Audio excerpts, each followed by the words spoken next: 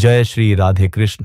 प्यारे आत्मिक परिवार, आप सभी का हृदय से स्वागत है इस पावन यात्रा में, जहां हम श्री कृष्ण के अमृत तुल्य वचनों के साथ कदम से कदम मिलाकर चलेंगे, अपने अस्तित्व के गहन तलों में उतरेंगे और जीवन को आत्मज्ञान, अटूट शांति और दिव्य प्रेरणा की ओर मोड़ने का संकल्प लेंगे। ये केवल शब्दों का संग्रह नहीं, यह प्रभु के चरणों में एक सच्चे हृदय की अर्पित प्यारी पुष्पमाला है। हे पूर्ण ब्रह्म, करुणा सागर श्री कृष्ण, जो कोई भी आज इस वाणी को अपने कानों से सुन रहा है, हृदय से ग्रहण कर रहा है, उसकी प्रत्येक पीड़ा, हर छुपा हुआ दर्द, हर अधूरी आशा आपके दिव्य प्रेम की अनुकंपा से इसी क्षण विलीन हो जाए। उसकी आत्मा के अंधकार को आपका अखंड ज्ञान प्रकाश पूर्णतः आलोकित कर दे। उसके जीवन के हर श्वास में, हर कर्म में, हर विचार में आपके पावन चरणों की अमिट शांति, गहन संतोष और अनंत आनंद का साम्राज्य स्थापित हो। आपकी लीला अवर्णनीय है, पर आपका प्रेम सर्वसुलभ है। तो आइए प्रिय साथियों, आज हम उन वचनों की गहराई में डुबकी लगाएंगे जो केवल शास्त्रों के पन्नों में सिमटे नहीं हैं, बल्कि जो इस सृष्टि के प्राणवायु में समाये हैं, हर सूर्योदय की पहली किरण में चमकते हैं, हर मनुष्य के हृदय की गहनतम धड़कन में गूंजते हैं। ये वचन काल के बंधन से मुक्त हैं, अतीत में भी सत्य थे, वर्तमान में प्रासंगिक हैं और भविष्य में भी मार्गदर्शक बने रहेंगे। श्री कृष्ण का अमृत वचन। अगर खुश रहना चाहते हो तो निर्णय अपनी अंतरात्मा की आवाज से लो, दुनिया के शोरगुल को सुनकर नहीं। ये वचन मानवीय दुख के मूल कारण को स्पर्श करता है। बाह्य अनुकूलन का जाल। हमारी संस्कृति, समाज, शिक्षा, यहां तक कि परिवार भी अक्सर हमें यही सिखाते हैं कि सफलता और सुख का मापदंड बाहर है, धन, पद, प्रशंसा, मान्यता। परंतु प्रभु कृष्ण हमें आत्मनिरीक्षण की ओर मोड़ते हैं। अंतरात्मा वह दिव्य आंतरिक कंपास है जो ईश्वर प्रदत्त है। यह विवेक और सत्य का स्रोत है, जो क्षणिक लोभ, भय या दबाव से अप्रभावित रहता है। दुनिया का शोर, चाहे वह सामाजिक अपेक्षाओं का हो, फैशन के बदलते रुझानों का हो या दूसरों की राय का, वह एक भ्रमित करने वाला कोलाहल है। इस शोर में हम अपनी वास्तविक पहचान, अपने स्वप्न, अपने उद्देश्य खो देते हैं। हम एक ऐसी दौड़ में शामिल हो जाते हैं जिसकी समाप्ति रेखा हमने स्वयं निर्धारित नहीं की। खुशी तब मिलती है जब हमारे कर्म, हमारे चुनाव, हमारे जीवन की दिशा हमारे अपने अंतर्निहित सत्य और मूल्यों के साथ संरेखित होते हैं, न कि बाहरी प्रतिस्पर्धा या दिखावे की भेंट चढ़ते हैं। सूर्य की प्रचंड किरणें समुद्र के विशाल जलराशि को कभी सुखा नहीं सकती। वे जल को गर्म कर सकती हैं, वाष्प बना सकती हैं, पर समुद्र का अस्तित्व, उसकी गहराई, उसका वैभव अक्षुण्ण रहता है। ठीक उसी प्रकार बाहरी आलोचना, ताने, निराशा फैलाने वाले शब्द या अवमानना के तीर, ये सब केवल सतही प्रभाव डाल सकते हैं यदि हम उन्हें सतह तक ही सीमित रखें। परंतु यदि हम भीतर से अडिग, स्थिर और आत्मविश्वास से परिपूर्ण हैं, अपने आंतरिक सत्य, अंतरात्मा की आवाज पर दृढ़ विश्वास रखते हैं, तो ये बाहरी आघात हमारे मूल आत्मबल, हमारी आंतरिक शांति और हमारे दिव्य स्वरूप को कभी क्षीण नहीं कर सकते। हम समुद्र की तरह विशाल और अविचलित बने रहते हैं। यह स्थिरता आत्मज्ञान और निरंतर अभ्यास, साधना से आती है। हृदय को छू लेने वाली कथा, आशा का घोंसला और प्रभु की लीला एक छोटा सा पक्षी जिसने दिन रात एक लगन से, प्यार से अपने छोटे से बच्चों के लिए एक सुंदर घोंसला बनाया था। टहनियां चुनना, उन्हें बुनना, नरम पत्तियों से गद्दी बिछाना, हर क्रिया में प्रेम समाया था। एक दिन अचानक भयानक आंधी आई, बादल गरजे, बिजली चमकी, प्रचंड हवाओं ने उस प्यारे से घोंसले को उखाड़कर बिखेर दिया। पक्षी का हृदय टूट गया। आंसू भरी आवाज में वह आकाश की ओर देखकर बोला, हे प्रभु, मैंने इतनी मेहनत से, इतने प्यार से यह घर बनाया था, आपने यह भयानक तूफान क्यों भेजा? अब मेरा सब कुछ, मेरा आश्रय उजड़ गया। मैं कहां जाऊंगा? मेरे बच्चे कहां सुरक्षित रहेंगे? ये क्यों हुआ प्रभु? तभी आकाश से एक कोमल किंतु निश्चित आवाज गूंजी, जो सीधे पक्षी के हृदय तक पहुंची। मेरे प्यारे पक्षी, क्या तूने देखा कि तेरे उस प्यारे घोंसले के भीतर टहनियों के नीचे छिपकर एक विषैला घातक सांप घुस आया था? वह चुपचाप तेरे और तेरे नन्हे बच्चों की प्रतीक्षा कर रहा था। यदि तू उसी स्थान पर रुका रहता, यदि तू सावधान नहीं होता, तो वह क्षण भर में तुझे और तेरे सारे परिवार को डस लेता, निगल लेता। तेरी मृत्यु निश्चित थी। मैंने यह तूफान इसलिए भेजा ताकि तू जागे, ताकि तू उस जाल से बाहर निकल सके, ताकि तू उड़ान भर सके दूर, सुरक्षित स्थान की ओर। यह तूफान तेरे विनाश के लिए नहीं, तेरे उद्धार के लिए आया था मेरे प्रिय। कभी कभी जो तुझे तोड़ता हुआ दिखता है, वही वास्तव में तुझे बचा रहा होता है। मेरी योजनाएं तेरी समझ से परे हैं, पर उनमें तेरा हित ही निहित है। विश्वास रख। इस कथा से जीवन का सार। हमारे जीवन में भी कितनी बार ऐसे तूफान आते हैं, नौकरी चली जाना, रिश्ते टूटना, स्वास्थ्य का बिगड़ना, आर्थिक संकट, अपमान, असफलता। उस पल में हमारी दृष्टि सीमित हो जाती है। हम केवल विनाश, दर्द और हानि देखते हैं, ठीक उस पक्षी की तरह। हम प्रश्न करते हैं, हे ईश्वर, ये मेरे साथ क्यों हुआ? मैंने तो अच्छा किया था। किंतु परमात्मा, जो समय और स्थान से परे है, जो हमारे भविष्य को भी देख रहा है, वह जानता है कि जिस स्थिति में हम सुविधाजनक या सुरक्षित महसूस कर रहे थे, वहीं हमारे लिए एक छिपा हुआ खतरा, विषैला सांप, मौजूद हो सकता है। शायद एक ऐसा रिश्ता जो हमें विषाक्त कर रहा हो, एक ऐसा काम जो हमारी आत्मा को मार रहा हो, एक ऐसी आदत जो हमें धीरे धीरे नष्ट कर रही हो, या अहंकार का अंधकार। प्रभु की दिव्य योजना में वह तूफान हमें उस खतरनाक स्थिरता से बाहर निकालने, हमें जगाने, हमें मजबूर करने के लिए आता है कि हम उड़ान भरें, नई ऊंचाइयों की खोज में, नए अवसरों की ओर, अपनी वास्तविक क्षमता की ओर। यह विश्वास करना कठिन है, पर सत्य है। कभी कभी जो हमें तोड़ता दिखता है, वही वास्तव में हमें बनाता है, हमें बचाता है और हमें हमारे वास्तविक स्वरूप की ओर ले जाता है। विश्वास कीजिए प्रभु की इस अकथनीय लीला पर। भगवद गीता का मूल मंत्र, मन ही मनुष्य का मित्र है और मन ही उसका शत्रु है। गीता 6.5-6। यह श्लोक मानवीय संघर्ष के केंद्र में चला जाता है। मन एक अद्भुत किंतु अत्यंत चंचल शक्ति है। यह हमारे अनुभवों का भंडार है, कल्पना का स्रोत है, विचारों का जनक है। जब यह हमारी बुद्धि के नियंत्रण और मार्गदर्शन में कार्य करता है, तो यह हमारा सबसे बड़ा मित्र बन जाता है। यह हमें ध्यान केंद्रित करने, योजना बनाने, सृजन करने और आनंद का अनुभव करने में सहायता करता है। परंतु जब मन अनियंत्रित हो जाता है, जब यह इंद्रियों के वशीभूत होकर इधर उधर भागता है, जब यह अतीत के पछतावे या भविष्य के भय में खोया रहता है, जब यह कामना, क्रोध, लोभ, मोह और अहंकार के विकारों से ग्रस्त हो जाता है, तब यह हमारा सबसे बड़ा शत्रु बन जाता है। यह हमें भटकाता है, कमजोर करता है, निर्णयहीनता में डालता है और दुख का कारण बनता है। मन स्थिर नहीं रहता, यह तरंगों की तरह उछलता कूदता रहता है। इसके पीछे अंधाधुंध चलते रहना, इसकी हर इच्छा को पूरा करने का प्रयास करना, यही भटकाव और दुख का मूल कारण है। समाधान क्या है? गीता हमें बुद्धि के उपयोग का मार्ग दिखाती है। बुद्धि वह विवेकशील, विश्लेषणात्मक और निर्णय लेने वाली शक्ति है। यह आत्मा का निकटतम प्रतिबिंब है। हमें निर्णय मन की चंचल इच्छाओं से नहीं, बल्कि बुद्धि के स्पष्ट विवेक से लेने चाहिए। व्यावहारिक उदाहरण, सुबह जल्दी उठकर साधना करने का संकल्प लेने पर ओ बुद्धि कहेगी, उठो, यह समय आत्मविकास के लिए पवित्र है, यह तुम्हारे दिन की नींव रखेगा। ओ मन कहेगी, सोए रहो, अभी कितनी ठंड है, थोड़ी और नींद ले लो, कोई बात नहीं। किसी कठिन परिस्थिति का सामना करते हुए ओ बुद्धि कहेगी, स्थिर रहो, समस्या का विश्लेषण करो, संभावित समाधानों पर विचार करो, कर्म करो। ओ मन कहेगी, छोड़ो भी, यह तो बहुत कठिन है, तुम नहीं कर सकते, भाग जाओ या टाल दो। मित्र बनाने की प्रक्रिया। जब हम लगातार जानबूझकर बुद्धि से निर्णय लेने का अभ्यास करते हैं, तो एक अद्भुत परिवर्तन होता है। धीरे धीरे अनुशासित होकर वही चंचल मन शांत होने लगता है।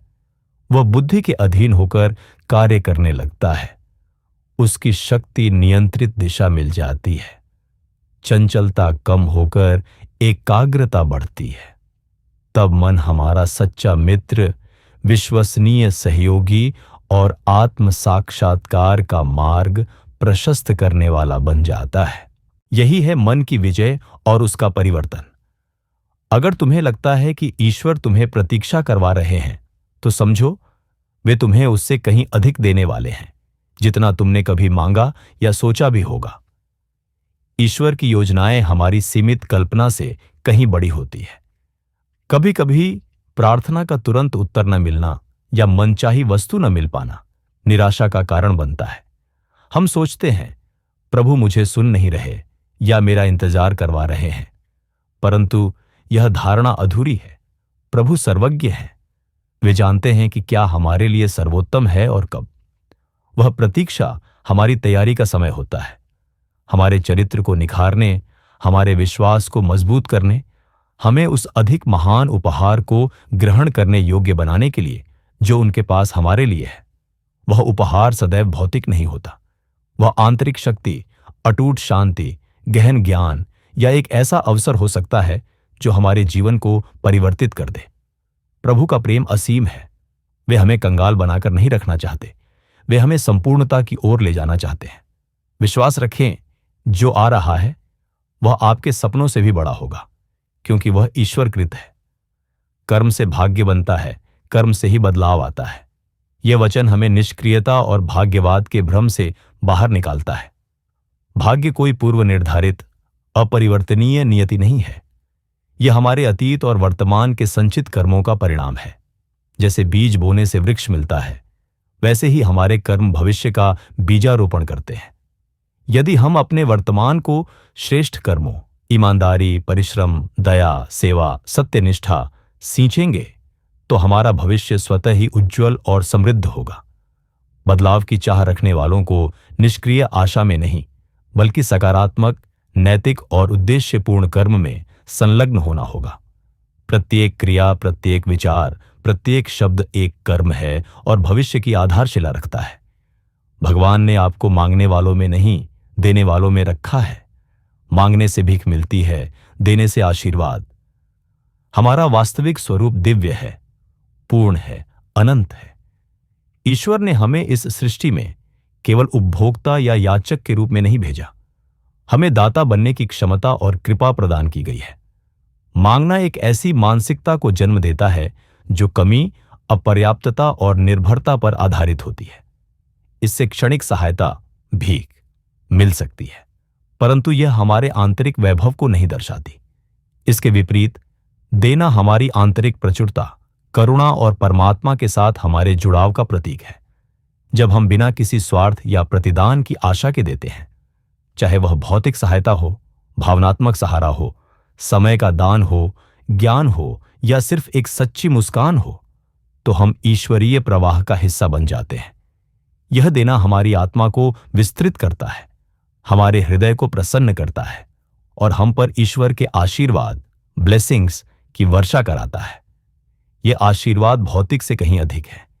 ये आंतरिक शांति, संतोष, प्रेम और आध्यात्मिक उन्नति के रूप में प्रकट होते हैं। हम ईश्वर के सहयोगी बन जाते हैं। हर छोटा सा अच्छा कर्म, जैसे किसी भूखे को खाना देना, किसी दुखी को मुस्कान देना, किसी के बोझ को हल्का करना, कभी व्यर्थ नहीं जाता। यह सोच कि केवल बड़े दिखावटी कर्मों का ही मूल्य है, एक भ्रम है। सृष्टि का नियम है, ऊर्जा संरक्षित रहती है और परिवर्तित होती है। प्रत्येक सकारात्मक क्रिया, चाहे वह कितनी ही सूक्ष्म क्यों न हो, एक कंपन पैदा करती है जो ब्रह्मांड में फैलती है। वह भूखे को दिया गया एक रोटी का टुकड़ा न सिर्फ उसका पेट भरता है, बल्कि उसमें आशा का संचार करता है।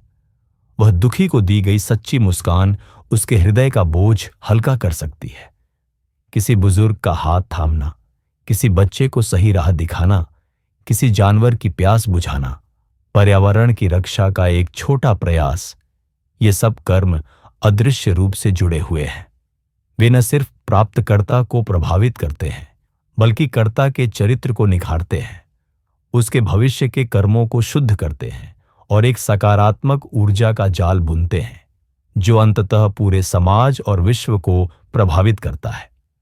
कोई भी अच्छाई कभी नष्ट नहीं होती, वह फैलती है और बढ़ती है, जैसे तालाब में फेंका गया पत्थर लहरें पैदा करता है। यदि किसी ने तुम्हारा अपमान किया हो तो याद रखना, जवाब लड़ाई से मत दो, अपनी सफलता से दो। जो लोग तुम्हें कमजोर समझते हैं उन्हें खुद के कर्मों से चौंका दो। जो हंसी उड़ाते हैं उन्हें अपने आत्मविश्वास से हैरान कर दो। अपमान, आलोचना या उपहास का सामना होने पर प्रतिक्रिया में क्रोध, प्रतिशोध या हिंसा का सहारा लेना एक भारी भूल है। यह हमें उसी निम्न स्तर पर ले जाता है जहां से वार हुआ था। यह ऊर्जा का अपव्यय है और हमारी वास्तविक शक्ति को कमजोर करता है। श्री कृष्ण हमें एक उच्चतर, अधिक शक्तिशाली मार्ग दिखाते हैं। अविचलित रहकर अपनी उत्कृष्टता पर ध्यान केंद्रित करना, अपने लक्ष्यों के प्रति समर्पित रहना, अपने कर्म को इतनी शुद्धता, ईमानदारी और उत्कृष्टता से करना कि वह स्वयं ही एक प्रमाण बन जाए। जब आप निरंतर प्रगति करते हैं, सफलता की सीढ़ियां चढ़ते हैं, अपने चरित्र से प्रकाश फैलाते हैं और एक दृढ़ आत्मविश्वास के साथ आगे बढ़ते हैं, तो यही आपका सबसे प्रभावी उत्तर होता है। यह उन लोगों को मौन कर देता है जिन्होंने आपको कमजोर समझा था। यह उनकी हंसी को सम्मान में बदल देता है। यह प्रतिक्रिया नकारात्मकता को सकारात्मकता में बदल देती है और आपको आंतरिक रूप से अजेय बना देती है। सफलता और श्रेष्ठता ही सबसे मौन और सबसे प्रभावशाली जवाब है। छोटी छोटी गलतियों से बचो, क्योंकि इंसान पहाड़ से नहीं गिरता, बल्कि छोटे छोटे पत्थरों से ठोकर खाकर गिरता है। बड़ी विपत्तियां अक्सर अचानक नहीं आती, वे छोटी छोटी लापरवाहियों, नैतिक समझौतों, अनुशासनहीनता के कारणों का क्रमिक परिणाम होती है। एक छोटा सा झूठ, एक मामूली सी बेईमानी, एक हल्का सा क्रोध, एक थोड़ी सी आलस्य, ये वे छोटे पत्थर हैं जो हमारे मार्ग में बिछे होते हैं। एक बार की अनदेखी शायद नुकसान न करे, परंतु निरंतर उनकी उपेक्षा करने से ये हमारी चाल को डगमगा देते हैं। ये छोटे पत्थर हमारे चरित्र की नींव में दरारें डालते हैं, हमारे विवेक को कुंद करते हैं और अंततः एक ऐसी गिरावट का कारण बनते हैं जिसका पछतावा ही रह जाता है। इसीलिए सतर्कता और सूक्ष्म जागरूकता अत्यंत आवश्यक है। नैतिकता, अनुशासन और सतर्कता का पालन छोटे छोटे क्षणों में, छोटे छोटे निर्णयों में करना ही हमें बड़ी गिरावट से बचाता है और हमारी आध्यात्मिक यात्रा को सुगम बनाता है। आंतरिक युद्ध। दो भेड़ियों की प्रतीकात्मक कथा। एक बार एक जिज्ञासु शिष्य ने अपने गुरु से पूछा, गुरुदेव, मैंने सुना है कि हमारे भीतर हर पल एक युद्ध चलता रहता है, कृपया मुझे इसके बारे में बताएं। गुरु मुस्कुराए और बोले, हाँ पुत्र, यह सत्य है। हमारे भीतर हर क्षण दो शक्तिशाली भेड़ियों के बीच एक घमासान युद्ध चल रहा है। पहला है एक काला भेड़िया। ये क्रोध, घृणा, ईर्ष्या, लालच, अहंकार, काम वासना, आलस्य, निराशा, झूठ और हिंसा का प्रतीक है। यह हमें नीचे अंधकार और दुख की ओर खींचता है। दूसरा है एक सफेद भेड़िया। ये प्रेम, करुणा, क्षमा, उदारता, संतोष, नम्रता, सत्यनिष्ठा, उत्साह, आशा, शांति और आत्मनियंत्रण का प्रतीक है। यह हमें ऊपर, प्रकाश और आनंद की ओर ले जाता है। शिष्य कुछ पल चिंतन में रहा, फिर बोला, गुरुजी, यह तो बहुत गहरी बात है, पर इन दोनों में से कौन जीतेगा? कौन सा भेड़िया विजयी होगा? गुरु ने शिष्य की आंखों में देखते हुए गंभीरता से उत्तर दिया, वही जीतेगा जिसे तुम रोज खाना देते हो। जिस भेड़िए को तुम अपना ध्यान, अपनी ऊर्जा, अपने विचार और अपने कर्म देते हो, वही बलवान होता जाता है और अंततः विजयी होता है। इस कथा का सार्वभौमिक सत्य, हमारे भीतर सकारात्मक और नकारात्मक दोनों प्रवृत्तियां विद्यमान हैं। यह मानवीय स्वभाव है। जागरूक चुनाव ही निर्णायक होता है। यदि हम क्रोध के विचारों को पोषित करें, दूसरों से ईर्ष्या करें, लालच में फंसे रहें या आलस्य का शिकार हों, तो हम काले भेड़िए को भोजन दे रहे हैं। वह बलवान होगा और हमारे जीवन पर हावी हो जाएगा। इसके विपरीत, यदि हम प्रेम का भाव रखें, दूसरों के दुख में सहानुभूति दें, क्षमा करें, ईमानदारी से कर्म करें, संतोष का भाव रखें और आत्म अनुशासन का पालन करें, तो हम सफेद भेड़िए को पोषित कर रहे हैं। वही हमारे जीवन का नेतृत्व करेगा। प्रतिदिन का प्रश्न, आज मैंने अपने भीतर किस भेड़िए को अधिक भोजन दिया? क्या मैं अपने आंतरिक प्रकाश, सत्य, प्रेम, शांति को पोषित कर रहा हूं, या अंधकार, झूठ, घृणा, अशांति को बढ़ावा दे रहा हूं। यह आत्मनिरीक्षण हमें जिम्मेदारी से चुनाव करने की शक्ति देता है। टूटते रिश्तों का मूल कारण और कृष्ण का समाधान।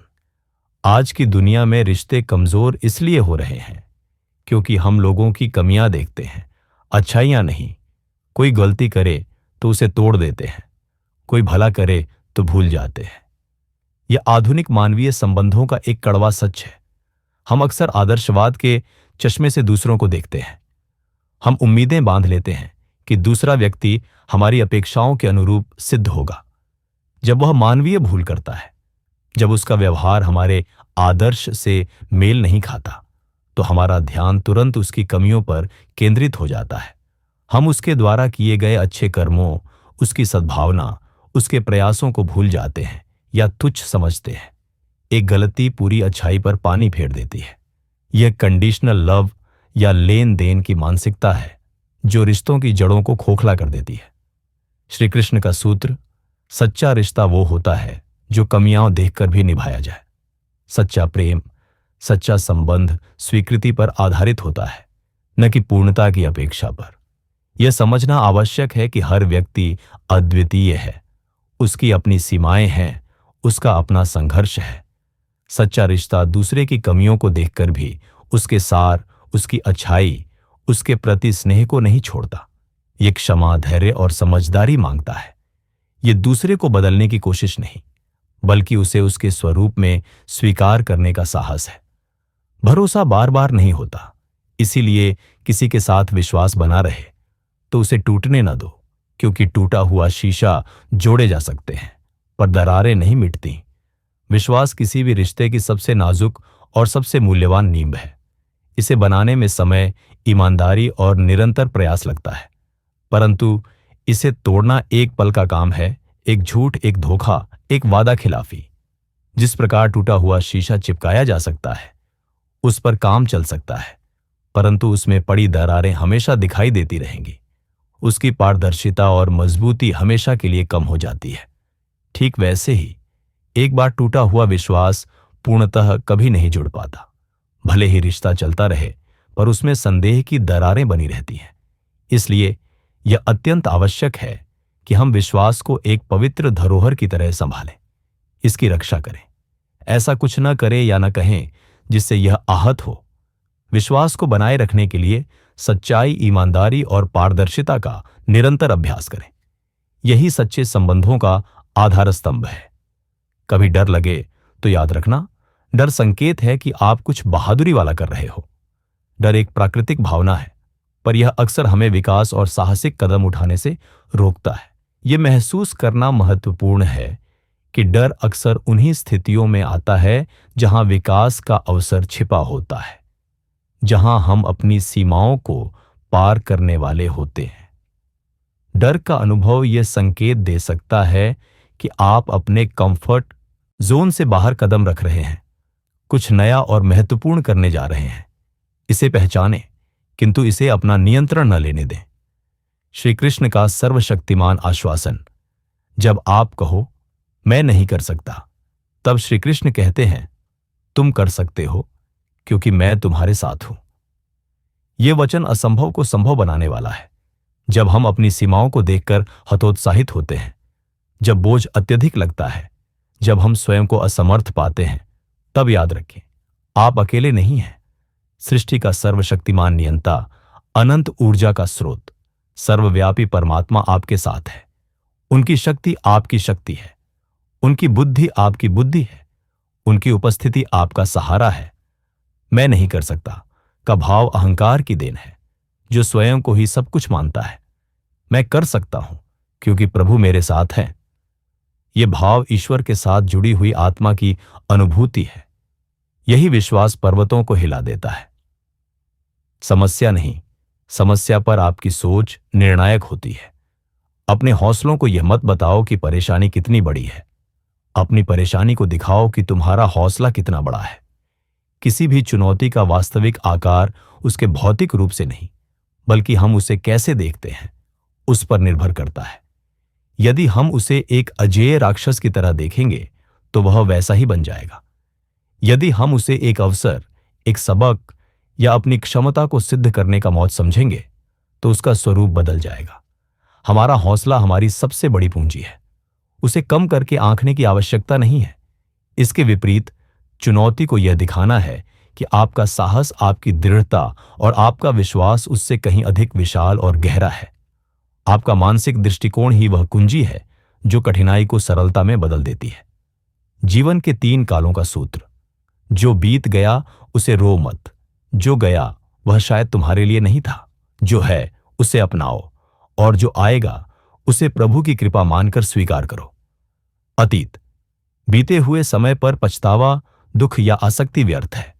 यह केवल वर्तमान को विषाक्त करता है। जो लोग, स्थितियां या अवसर चले गए वे शायद आपके उच्चतर हित के लिए, आपके विकास के लिए आवश्यक थे। उन्हें कृतज्ञता से विदा करें। वर्तमान।